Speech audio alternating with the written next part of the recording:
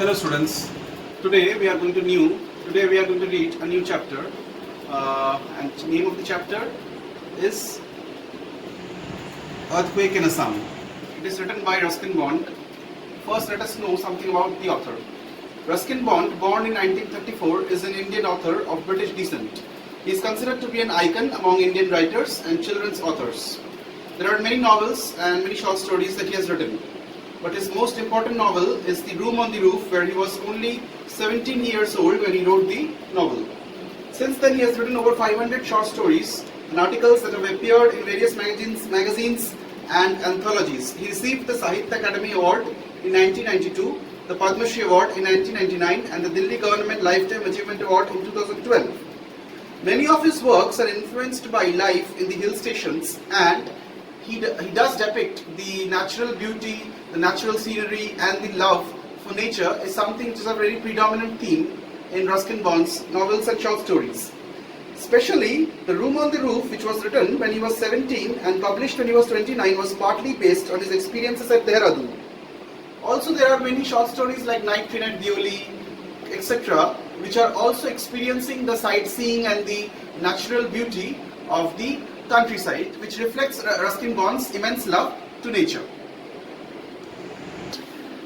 The story, before we will read the story and I'll explain you the story in detail, we need to know in synopsis what the story is all about. The story deals with certain people, especially the narrator, who one day experiences an earthquake which happens in Assam. Obviously, we know what happens or what is the situation like when an earthquake or a disaster like that happens. We all are become very panic stricken.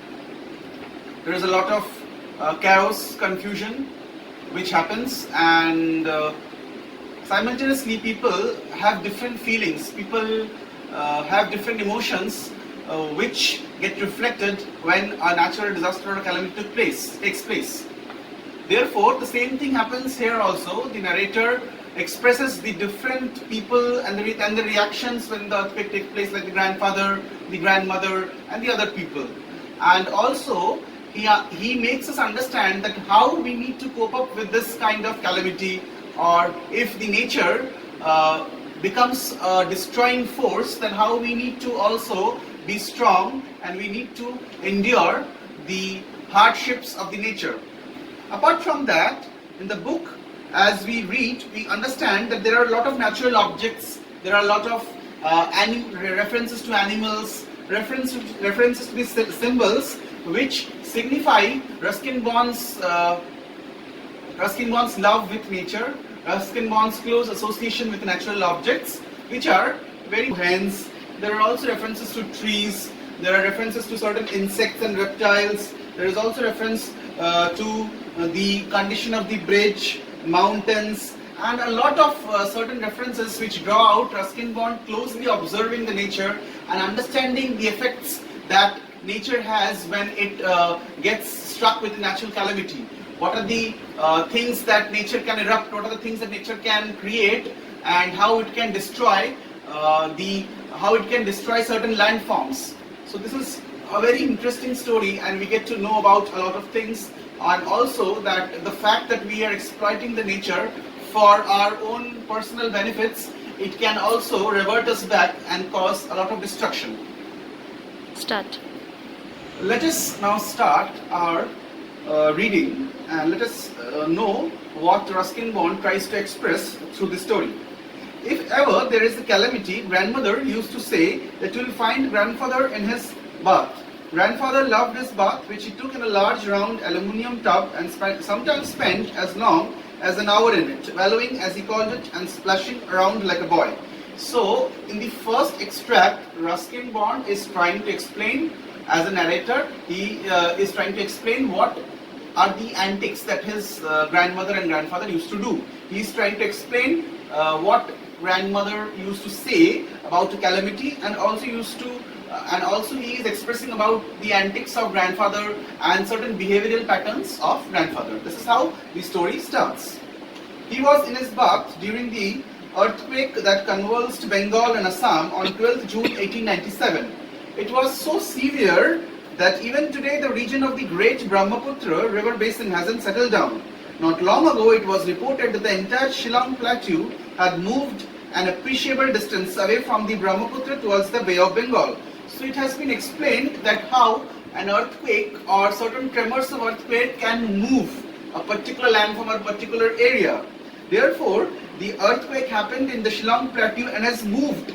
It has caused the plateau to move to the Brahmaputra towards the Bay of Bengal. So it was an appreciable move which happened due to a disastrous tremor that happened. According to the Geological Survey of India, this shift has been taking place gradually over the past 90 years. Had grandfather been alive, he would have added one more clipping to his scrapbook on the earthquake. The clipping goes in anyway because the scrapbook is now with the children. More than newspaper accounts of the disaster, it was grandfather's own letters and memoirs that made the grand earthquake seem recent and vivid.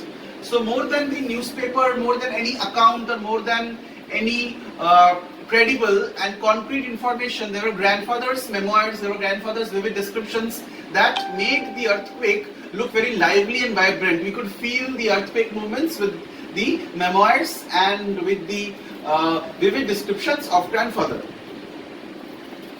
As I have mentioned, grandfather was in his bath, splashing about, and did not hear the first rumbling.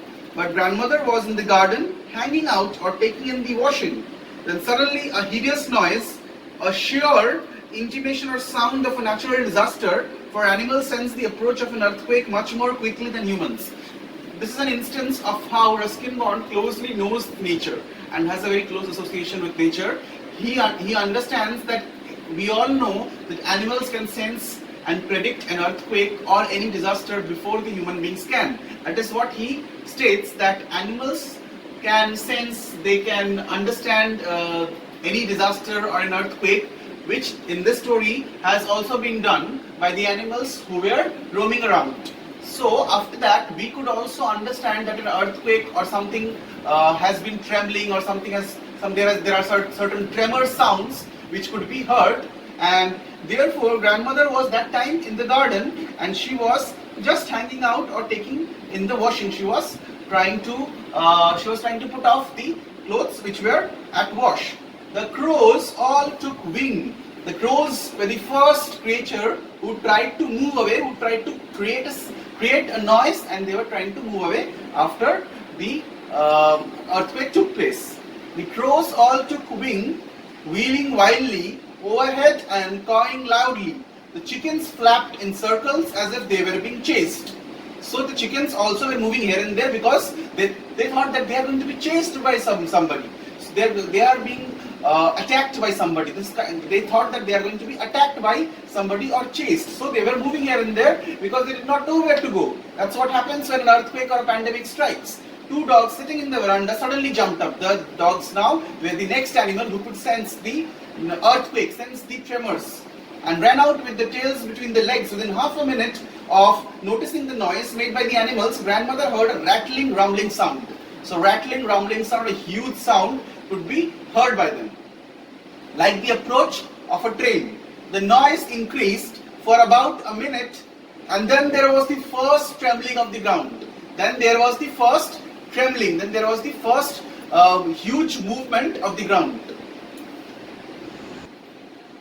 The animals by this time seemed to have gone mad. They did not understand that what was happening, why nature was becoming so violent, and they had no clue that why these kind of sounds and these kind of tremors or certain unusual activities were occurring. Treetops slashed backwards and forwards, doors banged and windows shook. Grandmother saw later that the house actually swayed. It was a swaying movement. So understand the intensity and the way the earthquake happened. It was a swaying and a huge movement which grandmother could actually realize. She had difficulty in standing straight, though this could have been due to more to the trembling of her knees. The narrator is trying to express that it can be that grandmother is very ill due to her aging health. She is unable to stand up, but it can be also due to the tremors. The huge and the intense tremor can also weaken her knees, and she is not able to stand up. So it can be either ways. So we have almost completed the first half of the chapter. So we are at the end of the first half of the chapter. We will continue with the second half of the chapter in our next class, and we will see what happens and what are the other disastrous activities and how the earthquake causes the different problems. So we are going to continue with our next video where we are going to deal with the chapter. Thank you and have a nice day.